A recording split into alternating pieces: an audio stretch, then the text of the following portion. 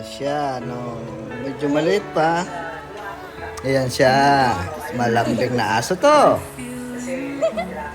Yan. Di ba? Ayan. Kaso pitik-pitik ang kanyang buntot. Ayan. Nung binitawan ko na siya, ayan na siya ngayon. Napilay na siya sa sobrang kalikutan ng asong ito. Ayan. Ayan.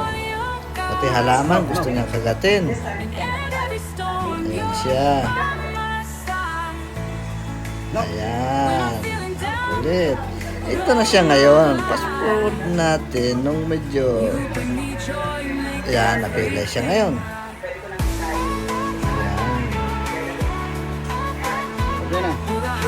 Ayan. Punta na ulit sa akin. Maglalambing ulit siya. Ayan siya nung maliit pa. Sobrang cute niyan. Sobrang kulit. Ayan. Ayan. Naglalaro sa loob. Ayan na siya ngayon.